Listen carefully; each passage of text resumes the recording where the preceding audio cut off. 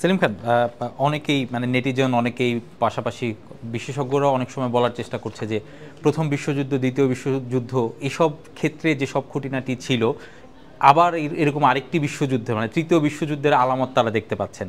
আপনার কাছে কি মনে হয়? খুব ভালো প্রশ্ন, সুপ্রিয়।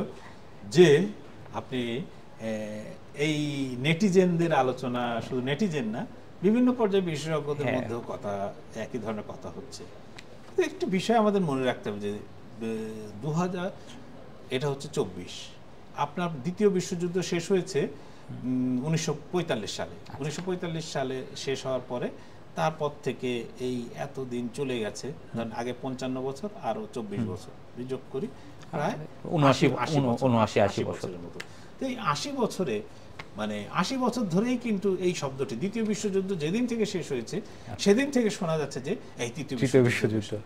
আপনি যে দ্বিতীয় বিশ্বযুদ্ধ পরবর্তী বিশ্বের কথা ভাবি, তাহলে দেখবেন যে একদিকে ছিল আমেরিকার নেতৃত্বে পশ্চিমা শক্তি, আর একদিকে হচ্ছে যে সোভিয়েত ইউনিয়নের নেতৃত্বে আপনার কমিউনিস্টরা।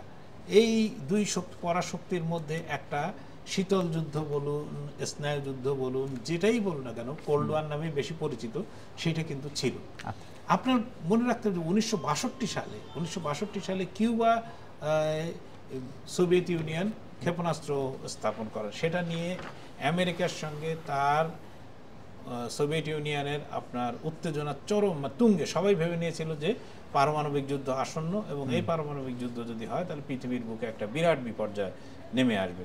তখন আপনার আমেরিকার প্রেসিডেন্ট ছিলেন জন এফ কেনেডি, এবং সোভিয়েত ইউনিয়নের প্রেসিডেন্ট ছিলেন নিকিতা ক্রুশচেভ। যে কোনো কারণেই হোক কিন্তু যুদ্ধটা বাধেনি। এরপরেও বিভিন্ন ঘটনা কিন্তু আপনি দেখেছেন যে একই সঙ্গে ইরাক এবং আফগানিস্তানের যুদ্ধ চলেছে, অন্যত্র তার সঙ্গে লিবিয়ায় যুদ্ধ চলেছে। তখন সবাই ভাবছেন যে এটি কি আরো বড় ধরনের কোনো ইয়ে কিনা। কিংবা সিরিয়ায় যখন আমেরিকান বাহিনী, আমেরিকা, তা আপনার ফ্রান্স, ইংল্যান্ড, এরা যখন হামলা চালাচ্ছে, তখন একইভাবে তার শিল্ড হয়ে গিয়ে দাঁড়িয়েছিল আপনার রাশিয়া এবং চীন। তখনও কিন্তু সবাই ভেবেছিল যে এইবার বোধহয় একটা।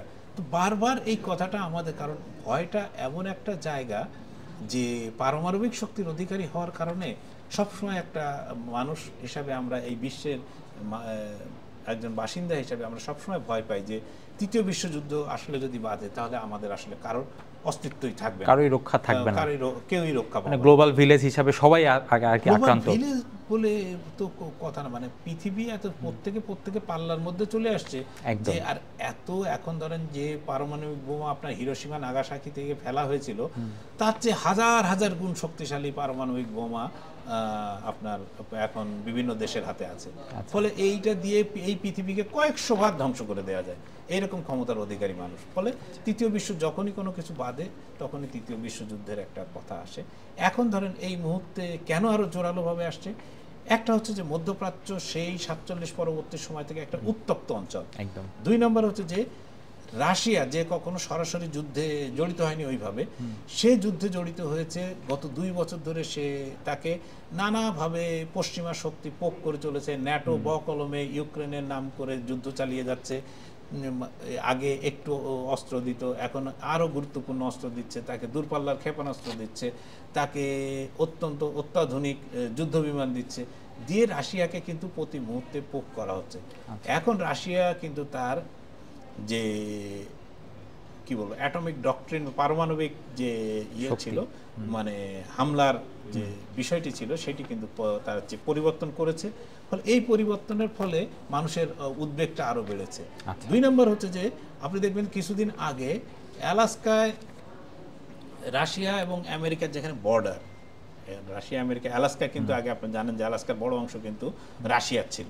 সেই রাশিয়ার ওই অংশ সেই আমেরিকানদের কাছে বিক্রি করে দিয়েছিল, এমন একটা ইয়ে কিন্তু কাহিনী কিন্তু আমরা জানি যে সাইবেরিয়া দিয়ে আলাস্কা দিয়ে কিন্তু একটা যোগাযোগ আছে। ফলে ওই জায়গায় আমেরিকা এবং রাশিয়ার বর্ডার কিন্তু মাত্র 13 মাইল ব্যবধান। এই 13 মাইল ব্যবধানে ওই জায়গায় কিন্তু চীন এবং রাশিয়া তাদের পারমাণবিক অস্ত্র মানে হামলা চালাতে পারে, এইরকম ধরনের একটা মহড়া তারা তাদের যুদ্ধ বিমান দিয়ে চালিয়েছে, অত্যাধুনিক যুদ্ধ বিমান।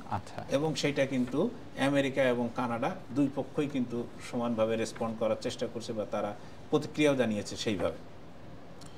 ফলে এই যে তৃতীয় বিশ্বযুদ্ধের একটা আলামত, এইরকম একটা আশঙ্কা সারা বিশ্বের মানুষের মধ্যে। আর যুদ্ধ বাধার কারণে মানুষ আসলে ভয়ঙ্করভাবে ক্ষতিগ্রস্ত হচ্ছে নানাভাবে, চলাচল থেকে শুরু করে জিনিসপত্রের দাম থেকে শুরু করে সব বিষয়ে মানুষ ক্ষতিগ্রস্ত হচ্ছে। এখন ধরেন এই যে মধ্যপ্রাচ্য সংকটের কথা বললেন, সংকটের কারণে তেলের বাজার ঊর্ধ্বমুখী।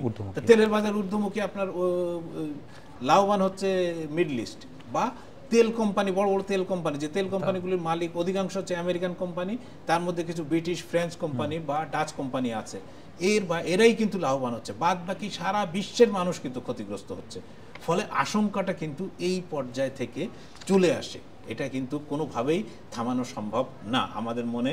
যখনই কোনো ধরনের একটা যুদ্ধের আলামত আমরা বিশ্ব জুড়ে দেখি, আর যেখানে আমেরিকা এবং আরেকদিকে রাশিয়া, আবার ওদিকে তাইওয়ানকে ঘিরে চীন বা দক্ষিণ চীন সাগরকে দিয়ে চীনের দেখছি, তখন মনে হচ্ছে যে সত্যি বোধহয় এবার আর রক্ষা হতে নেই।